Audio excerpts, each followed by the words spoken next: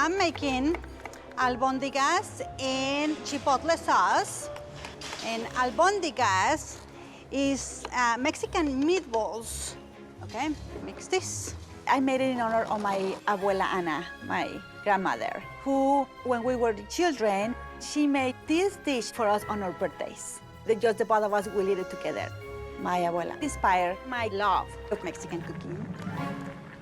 Hello, hello. Welcome to my. This is albondigas in chipotle sauce, and it has spices and herbs, and I add a little bit of raisins to them. Ooh. This is extra. Because my grandma doesn't used to do that. Yeah. I just think that they need a little bit of sweetness just because the chipotle is so spicy. I love that. I grew up eating picadillo with raisins, so Yes. I love that same contrast Yeah. of the savory meat, sweet raisin. I love Make it that. super special. Yeah. Yeah, so it's just one of those dishes that it really brings me back to my family in Mexico. That's the best thing, right? Yeah, It's like yeah. a good dish, you can go back in time. And you all know, the you're memories, eating it's that. amazing, right? Because as I'm telling you this, Yeah, yeah, yeah. Feel her I sitting can, here. yeah, Right, it's like she's sitting there with me. And It smells great. Well, gracias, Sylvia. the execution of the recipe is very important because I want my grandma to be very proud of me.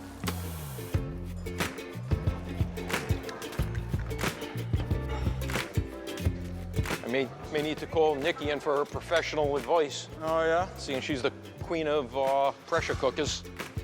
We're making a little pasta e fagioli, which translates to pasta and beans.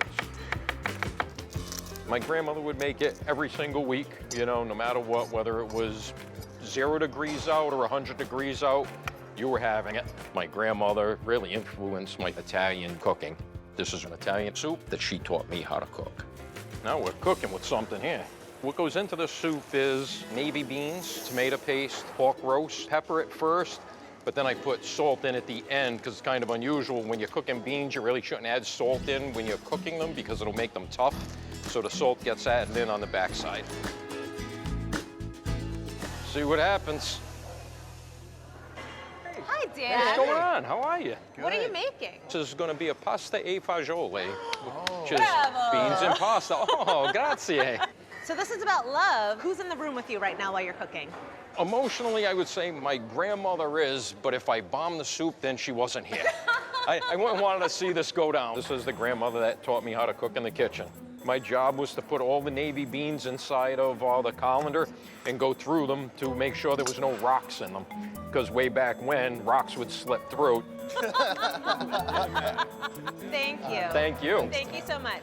By making this dish, I hoped my grandmother would be proud, but I'm concerned about the meat being tough.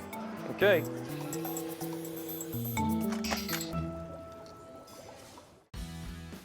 Hey, this is Graham Elliott.